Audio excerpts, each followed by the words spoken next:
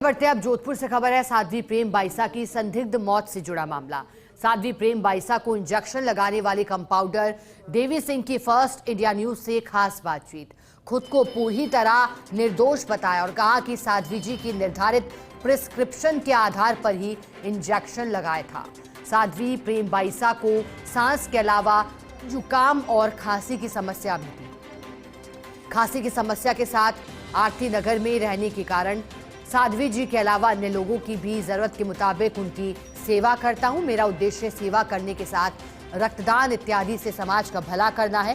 बेवजह मेरा नाम आ जाने के कारण मेरे लिए परेशानी खड़ी हो रही है। समाज के लोग पूरी तरह से मेरे साथ हैं। सनातन संस्कृति से जुड़े होने के नाते मैं हमेशा साध्वी जी का सम्मान करता रहा हूं। मैं खुद लेकर के गया था डॉक्टर की पर्ची के हिसाब से इंजेक्शन।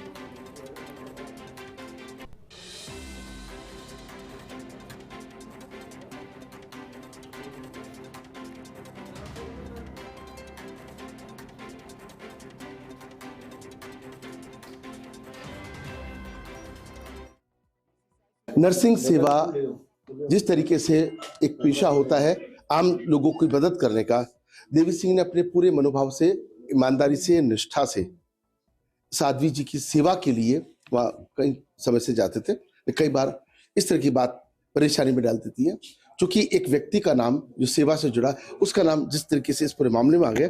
सर, इस पूरे मामले को लेकर के अगर देखें, आप परेशान काफी हैं। सर देखो, अब जो जिस हिसाब से चल रहा है, मैंने तो इस नर्सिंग पेशे में हर व्यक्ति से, हर समाज से मैं ब्लड कैंप भी करवाता हूँ, ब्लड की व्यवस्था भी कराता हूँ। आप समाज में कहीं भी पूछोगे तो आपको मेरे खिलाफ हमेशा पॉजिटिव ही मिलेगा। मेरा कभी कोई इंटेंसिव नहीं रहा है। मैं भगवे का और सबका बहुत सम्मान करता हूँ, तो मैं उसी भाव से वहाँ जाता था और बाईसा के प्रति मेरा कोई वो ऐसा इंटेंसिव नहीं था। लेकिन ये घटनाक्रम होने के बाद मैं बहुत ही मेंटली और मेरा बहुत परेशान हूँ। और मेरे से जुड़े हुए सब लोग आके मेरे को ये कहते हैं कि आप सही हो, आपके साथ कोई गलत नहीं होगा।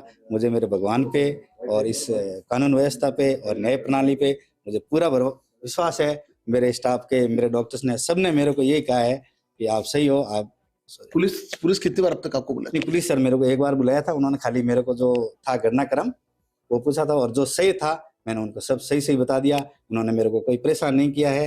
उन्होंने जब भी कहा कि जब भी आपकी मदद की जरूरत होगी हम आप बुलाएंगे। मैंने कहा बिल्कुल मैं हाजिर हूँ। मैं आप जो भी मदद करने के लिए कहोगे उसमें तैयार रहूँगा। और मेरे कॉलोनी में, जहाँ मैं आरती नगर में रहता हूँ, वहाँ के लोग हैं, वहाँ के है, सब आए मेरे पास। डॉक्टर साहब, आपने कभी किसी का बुरा नहीं चाहा। जब आप आधी रात को आपने बुलाया है, आप हमारे साथ हॉस्पिटल चले हो, हमारी मदद की है। आप जाके आरती नगर में किसी से भी पूछ सकते हो।